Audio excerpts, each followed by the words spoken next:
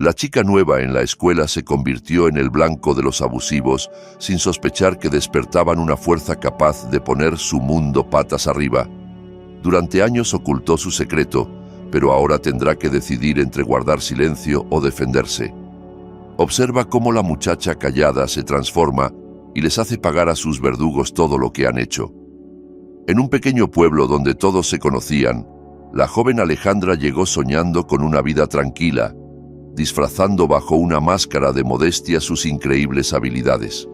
Pero cuando los matones locales cruzaron la línea y amenazaron su paz, tuvo que elegir entre la promesa hecha a su madre y la defensa de los más débiles. ¿Logrará contener su poder sin revelar su secreto? ¿Y qué consecuencias traerá esa elección? Alejandra, de aspecto frágil, con una trenza que le caía hasta la cintura y ojos color azul profundo, llegó al somnoliento Villa del Lago. Su propósito era disolverse en la multitud, volverse invisible y olvidar los sucesos turbulentos de su pasado. Mudarse fue una huida necesaria después de que su madre, la respetada doctora Irene Pérez Morales, recibiera la oferta de dirigir el hospital local. La nueva escuela, bautizada en honor a Sor Juana Inés de la Cruz, recibió a Alejandra con frialdad. Rostros pétreos, miradas indiferentes y murmullos a sus espaldas. Ella intentaba no llamar la atención, vestía ropa sencilla, hablaba bajo y solo deseaba que la dejaran en paz. Pero tras aquella apariencia había una fuerza que nadie imaginaba. Desde niña, Alejandra practicaba aikido, alcanzando niveles impresionantes. Sus movimientos eran tan gráciles como un baile, pero a la vez veloces y letales. Bajo la piel fina se escondían músculos de acero y en su mente el conocimiento de cientos de técnicas de defensa personal. Sin embargo, por insistencia de su madre, prometió no contarle a nadie acerca de sus habilidades. «Por favor, Alejandrita», le suplicó Irene con gesto preocupado, «intentemos empezar de cero.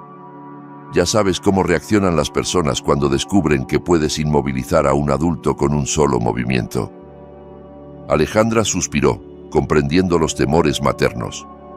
En su antigua ciudad la respetaban por su fuerza, pero en Villa del Lago no era más que la chica nueva. Los problemas no tardaron en aparecer. El primer día, en la cafetería que olía a cloro y a pan salado de la víspera, Alejandra se sentó discretamente en un rincón hojeando su libro de historia. De pronto, una figura imponente se alzó frente a ella. La observaba un muchacho de hombros anchos, cabeza rapada y mirada insolente. Tras él se asomaban dos secuaces, Arturo, tan flaco como un palo, con sonrisa torcida, y Bruno, rechoncho y con expresión obtusa. El cabecilla se dejó caer enfrente de Alejandra, cruzándose de piernas como si estuviera en su trono. «¿Qué onda, nueva?», tronó su voz, atrayendo todas las miradas. «Soy Carlos Serrano, aquí mando yo. Ellos son mis perros fieles, Arturo y Bruno». Alejandra levantó la vista y lo miró con calma. «Mucho gusto. Soy Alejandra». «Alejandra», saboreó él el nombre. «Vienes de la gran ciudad, ¿eh? ¿Crees que eres mejor que nosotros los pueblerinos?» «No lo creo», respondió ella, procurando conservar la serenidad mientras volvía a su lectura. Arturo soltó una risita desagradable. «Oye, Carlos, parece que no entiende dónde se metió». Carlos se inclinó, su voz tornándose amenazante. «Mira, niña, aquí la cosa es sencilla. Los nuevos pagan 50 pesos al día por protección. Sin broncas. ¿Entendiste?» La rabia hirvió dentro de Alejandra. Aquel tono arrogante le resultaba demasiado familiar. Había prometido no pelear, pero callar le resultaba casi imposible. «Lo pensaré», dijo con voz neutra. «Piensa rápido», gruñó Carlos levantándose. «Tienes hasta mañana, y ni se te ocurra quejarte con los profes. Mi papá es diputado, aquí nos respetan». Después de que se marcharon, Alejandra permaneció inmóvil unos segundos, apretando el lápiz hasta que se le pusieron blancos los nudillos. Pudo haber resuelto todo allí mismo, con un solo movimiento, pero el juramento a su madre la contuvo. Respiró hondo y abrió de nuevo el libro, aunque las letras danzaban frente a sus ojos. Esa noche Mientras Irene horneaba un pastel de repollo cuyo aroma inundaba el departamento, notó a su hija inusualmente callada. «¿Cómo te fue el primer día, mi cielo?», preguntó removiendo el relleno. «Bien», respondió Alejandra, pero la voz le tembló. Irene la observó, secándose las manos. «¿Sabes que puedes contarme todo?» «Solo fue un día normal», evadió Alejandra. «Necesito acostumbrarme». Su madre la miró largo rato, pero no insistió. Sabían comunicarse sin palabras. Irene entendía que, si su hija callaba, necesitaba tiempo. Esa madrugada Alejandra contempló el techo oscuro de su habitación. En su mente repicaba la voz de Carlos. 50 pesos al día, 1000 al mes, 10.000 en todo el ciclo. Y sabía que personajes como él nunca se detienen si uno se muestra débil. La mañana siguiente, Carlos y sus compinches la aguardaban en la entrada del colegio. «¿Y bien?», preguntó él, brazos cruzados. «No voy a pagar», declaró Alejandra mirándolo a los ojos. La sonrisa se borró de su cara. «¿Qué dijiste?». «Dije, no». Se quedó callado unos segundos y luego soltó una carcajada helada como un viento de invierno. «¿Quieres jugar rudo? Juguemos». Desde ese momento la vida escolar de Alejandra se convirtió en una pesadilla. Durante matemáticas, Arturo accidentalmente le vació un vaso de agua en la cabeza. Mientras intentaba secarse, Bruno le pisó el pie con tal fuerza que casi se lo fractura. «Ups, perdona», se burló. En el pasillo, Carlos la empujó para que casi cayera por las escaleras. «Fíjate por dónde caminas», murmuró al pasar. Pero el punto máximo llegó en la hora de la comida. Alejandra estaba sentada sola cuando Carlos apareció con la mitad del equipo de fútbol detrás. «¡Atención, raza!», proclamó para que todos oyeran. «La nueva cree que no necesita mi protección, se siente especial». Los murmullos cesaron. Decenas de miradas se clavaron en ella. «Carlos, por favor», susurró. «Solo quiero estudiar». «Y yo, que sepas tu lugar», respondió acercándose. Le arrebató la bandeja con puré de papas y salchicha y la aventó al suelo. El puré salpicó, la salchicha cayó ruidosa sobre sus piernas. «Qué pena, princesa», fingió pesar. La cafetería estalló en risas. Alguien sacó el celular para grabar. Alejandra permaneció inmóvil, sintiendo el puré pegajoso resbalar por sus piernas. Una ira fría y calculada bullía dentro de ella. «¿Qué esperas?», continuó el burlón. «¿No vas a limpiar mi desastre?». Con calma se puso de pie. El puré manchaba su ropa y dejaba huellas grasientas en el piso. Miró a Carlos con tal intensidad que éste enmudeció. «Cruzaste la línea», murmuró. «¿Y qué vas a hacer? ¿Llamar a tu mami?». Sin responder, tomó su mochila y salió, dejando tras de sí risas y charcos de puré. En el baño intentó lavar la ropa. El puré solo se esparcía. Le temblaban las manos no de miedo, sino del deseo de regresar y demostrar quién era en realidad. En lugar de eso, marcó el número de su antiguo maestro, Sensei Víctor Sánchez. «Sensei, soy Alejandra Pérez», dijo cuando contestó. «Alejandra, ¿cómo va la vida en el nuevo lugar?». Su voz era cálida. «No muy bien. Tengo problemas con unos abusivos», explicó brevemente la situación. Él suspiró. «Entiendo que tu mamá te pidió que no mostraras tus habilidades, y tiene lógica, pero a veces el silencio solo agrava el problema. Tipos como ese Carlos entienden a golpes. Si decides actuar, hazlo con cabeza, lejos de la escuela, sin testigos y sin excederte. Recuerda, es defensa propia». «No olvidaré sus lecciones, Sensei», respondió Alejandra. «Y algo más, tienes derecho a defenderte. Es tu derecho inalienable». El resto del día meditó. Para la última clase ya había tomado una decisión. No aguantaría ni una humillación más. Tras las clases se quedó en la biblioteca fingiendo leer hasta que la mayoría se fue. Quería hablar con Carlos a solas. Cerca de las 4 de la tarde salió al patio. El asfalto lucía brillante por la lluvia reciente y el aire olía a pasto mojado. Sabía que Carlos se quedaba tras las clases. Tenía entrenamiento de fútbol. Alejandra se acercó al gimnasio y lo vio salir, solo. «¡Carlos!», lo llamó. Él se giró y su rostro se curvó en una mueca. «Miren quién volvió. ¿Vienes por otra ración de puré?». «Necesito hablar contigo», dijo ella, acercándose hasta quedar frente a frente. Él, de 1,85 m, parecía imponente, pero Alejandra no desvió la mirada. «Sobre lo de la cafetería, fue ruin», añadió. «Va, estuvo divertido. ¿A ti no? Non verí, quiero que termine». Carlos dio un paso encimándose. «Mira, chiquita, te ofrecí la salida fácil. Pagas y vives tranquila. Elegiste la difícil.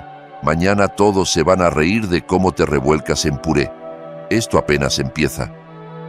«Tengo una propuesta», lo cortó Alejandra. «¿Propuesta? No estás en posición de negociar. 1 contra 1, aquí y ahora. Si ganas, no te pagaré 50 sino 70 pesos al día y haré lo que quieras. Si gano, me dejas en paz para siempre y te disculpas por la humillación de hoy». Carlos soltó una carcajada que retumbó en las paredes. «¿En serio quieres pelear conmigo? Juego fútbol desde los 7, levanto más que mi propio peso. ¿Y tú?». La examinó con desprecio. «Estás flaca». «Entonces no tienes nada que temer», replicó. Su tono hizo que Carlos dudara. No halló miedo, solo una confianza inquietante. «Vale, al fin algo interesante. Sin reglas, a lo parejo». Se colocaron en el centro del patio. Carlos se quitó la chamarra, mostrando brazos musculosos bajo la camiseta deportiva. Alejandra subió las mangas del suéter y adoptó una postura relajada, pero lista para el combate. «Última oportunidad de arrepentirte», gruñó él. «Gracias, pero no», respondió. Carlos rugió y lanzó un puñetazo directo al rostro de ella. El golpe era rápido y potente, pero Alejandra fue más veloz. Se inclinó, dejó que el puño pasara de largo y en el mismo segundo dio un paso adelante. Sus brazos bloquearon su ataque mientras sus piernas realizaban un giro perfecto. Usó la propia inercia de Carlos y aplicó un katagaeshi clásico de Aikido, torciéndole la muñeca. Carlos no alcanzó a entender cómo acabó en el suelo, aturdido y con dolor agudo en la articulación. «¿Cómo?», balbuceó intentando levantarse. Alejandra se mantenía serena. Primer principio del Aikido: usar la fuerza del rival en su contra. Él trató de ponerse de pie, pero ella apoyó suavemente la mano en su hombro. «No te conviene. El siguiente movimiento será más duro». Carlos la miró entre shock y miedo. «¿Quién demonios eres?». «Soy Alejandra Pérez», contestó agachándose para estar a su altura. «Sé un poco de Aikido, y esto fue de lo más básico. Si usara toda mi fuerza, terminarías en el hospital». Sus ojos se abrieron de terror. «¿Por qué callaste?». «Quería empezar de nuevo», respondió. «Mamá pidió que no llamara la atención. Intenté ser normal, pero no me dejaste opción». Carlos, masajeando la muñeca lastimada, empezó a ceder. Su reputación pendía de un hilo. «Tienes 2 opciones», se enderezó Alejandra. «1. Cumples nuestro trato, me pides perdón y me dejas tranquila. 2. Mañana demuestro a toda la escuela de lo que soy capaz. ¿Qué dirá tu equipo cuando sepa que su capitán fue vencido por una flaquita?». Carlos comprendió que no tenía salida. «De acuerdo», gruñó. «Elección sensata». Alejandra recogió su mochila y se alejó. A mitad de camino se volvió. «Y si tú o tus amigos vuelven a molestarme a mí o a cualquiera, me enteraré. Y nuestra próxima charla será distinta». Lo dejó solo en la cancha, tratando de asimilar lo ocurrido. 1 hora antes era el rey de la escuela y ahora... A la mañana siguiente, toda la escuela murmuraba rumores. Carlos Serrano, el terror del colegio y estrella del equipo de fútbol, se acercó a Alejandra en pleno pasillo principal, justo donde solían reunirse la mayoría de los alumnos. Todos se quedaron en silencio esperando otra escena de humillación, pero esta vez fue diferente. Carlos bajó la mirada y dijo: «Alejandra, perdón por todo. Lo que hice fue estúpido y... bajo. Me equivoqué». El silencio que se hizo era tan denso que podía cortarse con un cuchillo. Alguien susurró: «¿Carlos Serrano está pidiendo disculpas? ¿Se va a acabar el mundo?». Alejandra lo miró fijamente, tranquila, sin rencor. «Aceptado», respondió. Desde ese día, todo cambió. Carlos y sus amigos no solo dejaron a Alejandra en paz, sino que, sin que ella lo pidiera, comenzaron a comportarse como sus guardaespaldas. Si alguien se atrevía a molestar a algún alumno menor o más débil, bastaba una mirada de Carlos para que el abusador retrocediera. Pero lo más importante ocurrió una semana después, cuando Verónica Ramírez, una de las chicas más populares de la escuela, se acercó a Alejandra con un pequeño grupo de amigas. Alejandra se tensó. No estaba segura de sus intenciones. «Escuchamos rumores», dijo Verónica bajando la voz. «Que sabes pelear. ¿Es cierto?». Alejandra dudó.